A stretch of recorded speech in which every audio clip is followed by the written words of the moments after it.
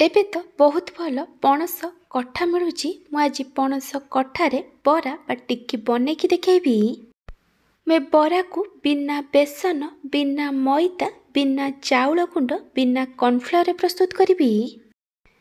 ଆପଣ ଏ ବରାକୁ ବହୁତ ସହଜରେ ଆଉ କମ୍ ସମୟରେ ପ୍ରସ୍ତୁତ କରି ପଖାଳ ଭାତ, ଗରମ ଭାତ ସହିତ ଖାଇପାରିବେ, ନହେଲେ ଏମିତି ସ୍ନାକ୍ସ ହିସାବରେ ବି ଖାଇପାରିବେ।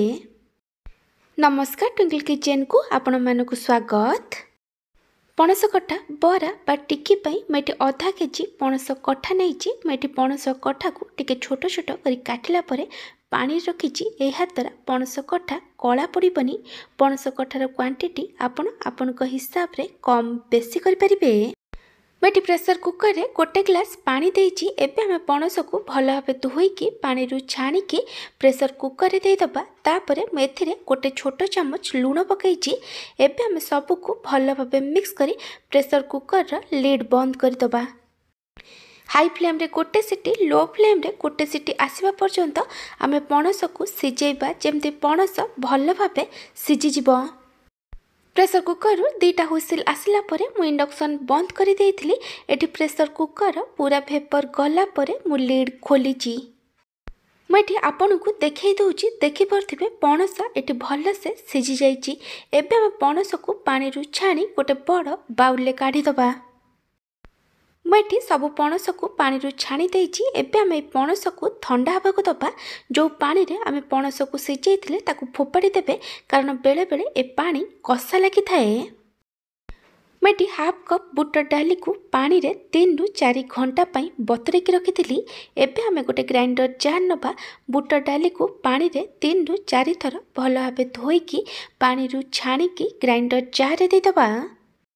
ତାପରେ ମୁଁ ଏଥିରେ 2ଟା କଞ୍ଚା ଲଙ୍କା ଆଉ 4ରୁ 5 ପାଖୁଡ଼ା ରସୁଣ ଦେଇଛି। ଆପଣଙ୍କୁ ଯେତିକି ରାଗ ଦରକାର ସେ ଅନୁସାରେ କଞ୍ଚା ଲଙ୍କା ନେବେ। ତାପରେ ଆମେ ଏଥିରେ ଅଳ୍ପ ପାଣି ଦେଇ କଭର କରି ବୁଟ ଡାଲିକୁ ଭଲସେ ବାଟିକି ନେଇଯିବା। ମୁଁ ଏଠି ବୁଟ ଡାଲିକୁ ଭଲସେ ବାଟିକି ନେଇଯାଇଛି। ଦେଖିପାରୁଥିବେ ବୁଟ ଡାଲିର କନସିଷ୍ଟାନ୍ସି ଆପଣ ଏମିତି ରଖିବେ। ବୁଟ ଡାଲିକୁ ବେଶୀ ପତଲା କରି ବାଟିବେନି। ଆମେ ଯେଉଁ ପଣସକୁ ସିଝେଇକି ରଖିଥିଲେ ସେଇଠି ଭଲସେ ଥଣ୍ଡା ହୋଇଗଲାଣି। ଏବେ ଆମେ ଗୋଟେ ମ୍ୟାସର ସାହାଯ୍ୟରେ ଆକୁ ଭଲସେ ଚକଟିକି ନେଇଯିବା। ଆପଣ ଚାହିଁଲେ ଆକୁ ହାତରେ ଭଲ ଭାବେ ଚକଟିକି ନେଇଯିବେ। ଆପଣ এই ରେସିପିକୁ କେଉଁ ଜାଗାରୁ ଦେଖୁଛନ୍ତି କମେଣ୍ଟ ସେକ୍ସନରେ ଜଣାଇବେ। ମୁଁ ଏଠି ପଣସକୁ ଭଲସେ ଚକଟିକି ନେଇଯାଇଛି। ତାପରେ ମୁଁ ଏଥିରେ ବାଟିକି ରଖିଥିବା ବୁଟ ଡାଲିକୁ ଦେଇଛି। ଏବେ ମୁଁ ଏଥିରେ 1/3 ଟେବୁଲ ସ୍ପୁନ୍ ହଳଦୀ ଗୁଣ୍ଡ ଆଉ ଗୋଟେ ଛୋଟ ଚାମଚ ଜିରା ଧନିଆ ଗୁଣ୍ଡ ପକାଇଛି। ତାପରେ ମୁଁ ଏଥିରେ ଲଙ୍କା ଗୁଣ୍ଡ ଦେଇଛି ଆଉ ଗୋଟେ ଛୋଟ ଚାମଚ ଚିକେନ ମସଲା ଦେଇଛି।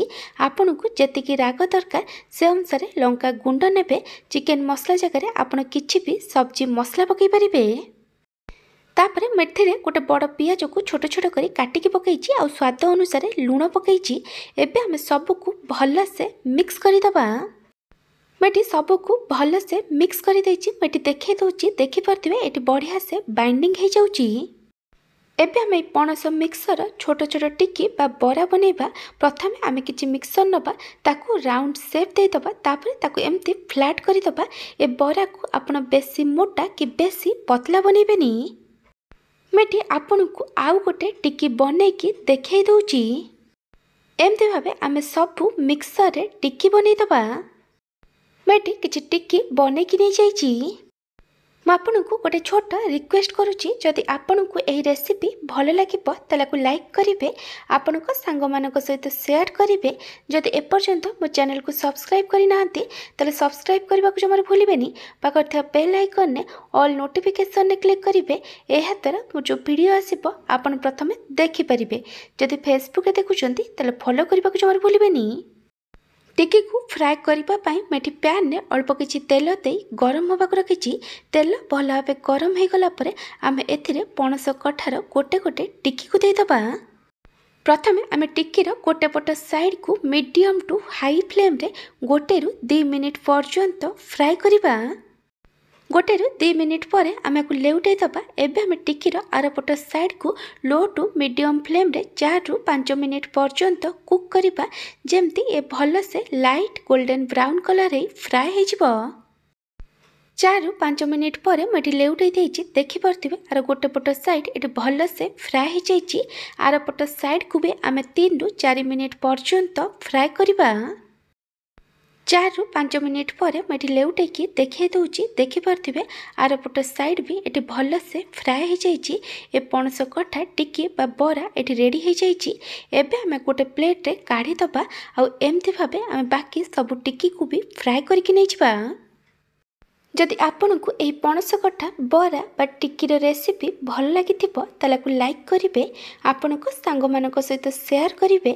जदि एपर्यंत मो चैनल को सब्सक्राइब करि नाहंती तले सब्सक्राइब करबाकु जमार भूलिबेनी। पाखर था बेल आइकन ने ऑल नोटिफिकेशन ने क्लिक करिवे। एहा द्वारा मो जो वीडियो आसीबो आपण प्रथमे देखि परिबे। जदि फेसबुक देखुचंती तले फॉलो करबाकु जमार भूलिबेनी। Thank you for watching.